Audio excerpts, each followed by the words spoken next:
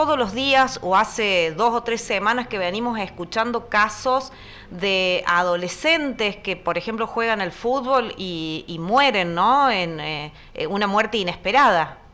Exactamente, bueno, mira, definición la acabas de dar vos, es una muerte inesperada, totalmente. Mira, si te parece, hacemos una introducción de qué se trata la muerte súbita, Sí, qué es, sí, por y favor. podemos diferenciar la población para poder entrar en terreno. ¿Qué es una muerte súbita? Es una muerte natural, brusca, y le dijiste bien, inesperada, en una persona presumiblemente sana, que se encontraba con muy buen estado de salud, al menos la hora previa, ¿sí? ¿Qué quiero decir con esto? Que es una muerte súbita que, para diferenciarla de la incidental, es natural, y en una persona presumiblemente sana. Para eso vamos a dividir la población en dos: más de 35 años y menos de 35. Los que tienen más de 35 años, la enfermedad más prevalente en el mundo es la enfermedad coronaria, el infarto, ¿sí? Y los de menos de 35 años, que es el motivo un poco, creo, del llamado, los casos que han ocurrido, es la causa hereditaria. Y una de las cardiopatías hereditarias más frecuentes en Latinoamérica, en América, incluso en algunos territorios de Europa, pero por encima, es lo que se llama la miocardiopatía hipertrófica. ¿Qué es la miocardiopatía hipertrófica? Es el engrosamiento anormal genético de las paredes del corazón. Es el engrosamiento de las paredes del corazón que predisponen a la arritmia letal. La causa final de muerte, de una muerte súbita, es una arritmia grave, letal, que se llama fibrilación ventricular. Ese ventrículo, que es la principal bomba del corazón, no se contrae sino tiembla, ¿sí? Y cuando tiembla se genera hipoflujo cerebral, pierde el conocimiento y después seguido de la muerte. Por eso la palabra desfibrilador, para quitarlo de una fibrilación ventricular, es lo que se usa para salvar una vida, ¿sí? Aparte de la reanimación cardiopulmonar. Luego de esto, sí. perdón, voy a continuar como para cerrar la idea. Luego de la miocardiopatía hipertrófica, si no hay una causa orgánica, por decir, anatómica de un corazón que está anormal, que se hubiera visto en una ecografía, están las causas arrítmicas genéticas, que eso no sale en un estudio de ecografía, ni se puede heredar, por supuesto, y eso es un verdadero desafío. ¿Por qué? Porque muchas veces en el electro se manifiesta y muchas veces no. Entonces es un desafío actual en el año 2025 y lo viene siendo de toda la vida. Doctor, lo que llama la atención acá, y bueno, nosotros por eso buscamos la palabra de alguien que sabe, es por qué se ha dado en chicos tan chicos. Hoy a la mañana, por ejemplo, en Córdoba, falleció una nena de 13 años que primero habían dicho de muerte súbita, pero después dijeron que no, que tenía una enfermedad preexistente. Pero los otros casos han sido de 12, 13, 11 años. Sí. Bueno, mira, la muerte súbita no discrimina edad ni sexo, con lo cual puede ocurrir en cualquier persona. Lo cierto es que los que son jóvenes, el impacto social y mediático que tiene es muy llamativo, claro. Y lo dijo recién en la introducción, que quizá sea un furor de la información de estas muertes súbitas que ocurren de siempre y de esta magnitud también. Lo cierto es que en jóvenes la prevalencia de muerte súbita o la incidencia anual es muy baja, ¿sí? Y no hay ninguna relación. Yo he escuchado comentarios de pacientes o en redes sociales, la vacuna del COVID, vacuna del COVID. Le echan la culpa a eso muchos. Me anticipo a decir, bajo ningún concepto, primero porque esto ocurre antes de la vacuna del COVID, mucho antes, y de la misma incidencia. Y segundo, si le vamos a culpar a una vacuna, ¿cuántas vidas nos ha salvado de COVID una vacuna? Y bueno, ¿cuántos efectos adversos? Contados por los dedos de las manos, ¿no?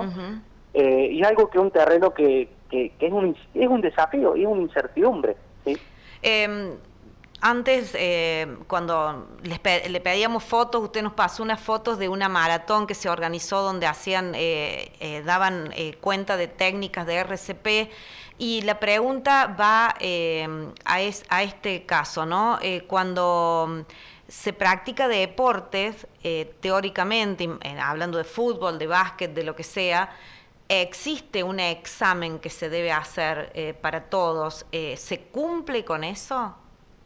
Mira, sí, cada vez que uno va a hacer un deporte tiene que estar porque la causa de muerte es el gatillo fundamental muchas veces es la descarga de la adrenalina, y el deporte implica la descarga permanente de adrenalina. Entonces, ¿cómo está nuestro corazón antes de hacer deporte? Para eso son evaluaciones, chequeos que se hacen en todo el mundo, que implica un electrocardiograma, una ergometría, si lo amerita, un ecocardiograma Doppler para ver estructuralmente cómo está el corazón, y el más conocido de MAC de acá en Córdoba provincia. Hace muy poco, hace una semana, la Sociedad Argentina de Cardiología del Distrito Córdoba, que junto con el Distrito de Río Cuarto también nos aliamos, a incentivar que el EMAC sea realizado por especialistas. Especialistas que estén en el tema, por ejemplo, poder leer un electrocardiograma, ¿sí?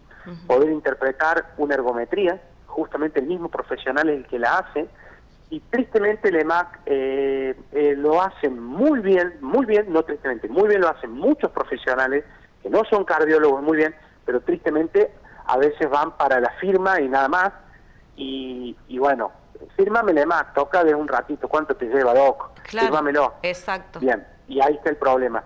Y a veces el EMAC es realizado por no cardiólogos, traumatólogos, bueno, el deportólogo te diría que está apto, pero que tiene permanente contacto con el cardiólogo, pero muchas veces un traumatólogo firma el EMAC y hace ergometrías, o a veces ni la hace porque no está capacitado, porque no es su ámbito, por supuesto, pero tampoco debería ser el ámbito del EMAC autorizar a hacer una actividad física.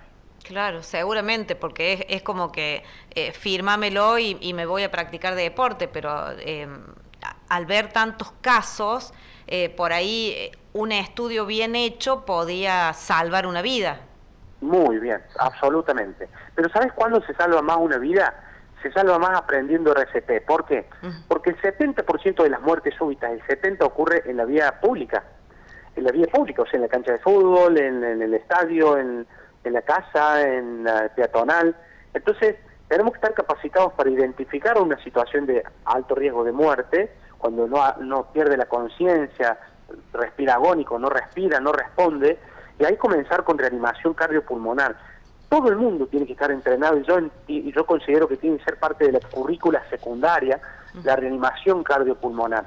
Y no solamente eso, sino el uso del cardiodesfibrilador automático, el cardiodesfibrilador automático que desfibrila y te salva una vida. ¿Debería estar en las escuelas, por ejemplo? Debería estar, mira, lo cierto que debería estar en lugares muy transitados, de alto tránsito, digamos, altamente concurrido, y en centros deportivos también de alto rendimiento debería estar un desfibrilador.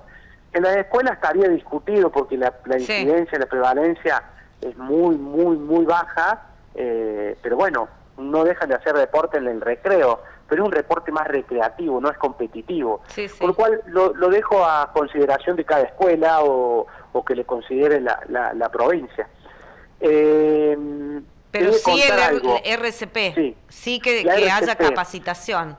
Debería haber capacitación. Mira, la muerte súbita, la persona ya está muerta. Si nosotros actuamos dentro de los 3 minutos, actuamos haciendo RCP dentro de los 3 minutos, la sobrevida, estoy hablando ya de una persona que se murió, la sobrevida es del 60%, es muchísimo. Es muchísimo. ¿Sí? Es muchísimo. Entonces tenemos que estar capacitados y tenemos que tener conciencia de que esto ocurre hace mucho tiempo, y que hay que hacerse controles. No es asustar a la sociedad, la incidencia es muy baja, pero si tenés más de 40 años, nunca te hiciste un chequeo, tenés una carga familiar importante, sos sedentario, hacete un control cardiovascular, porque la enfermedad más prevalente, y esta sí, son 40.000 muertes por año en Argentina, quiere decir que cada 15 minutos se muere una persona, es la causa cardiovascular, la enfermedad coronaria, el accidente cerebrovascular. O sea que también está en las familias por ahí que sus hijos practican deporte. Hablo por lo que ha pasado en esta semana, ¿no? Entiendo sí. que debe pasar siempre, pero estos han tomado estado público, como decía Mariano, en todos los medios nacionales, provinciales, que las familias por ahí exijan que se les haga el estudio previo antes de practicar un deporte. Sí, sí, totalmente, absolutamente, un estudio. Pero tampoco ir a decir, haceme todo. Está estipulado, uno sabe, bueno, un electrocardiograma, el electrocardiograma nos da anormal, en un 95% de las veces que tenga una patología posiblemente fatal, digamos, una patología que puede llegar a algún evento. En un electro bien leído, bien hecho, se ve el diagnóstico. Hay un 5%, a veces 10%, que no es poco, que la patología, a pesar de todos los estudios, no se ve, y ese es el desafío. Doctor, le agradecemos muchísimo porque la verdad que era importante. Hay una última pregunta, Sí, claro. que lo escuché en una nota que le hacían a un médico cardiólogo que decía, de Córdoba, no recuerdo el nombre, que en realidad el término muerte súbita no existe. ¿Por qué? Dice él. Porque eso se da por una patología previa que quizás no se había descubierto. Claro, en realidad la definición mundial de muerte súbita es una persona presumiblemente sana. Sana, claro. Presumiblemente, o sea, yo sé que no tengo nada.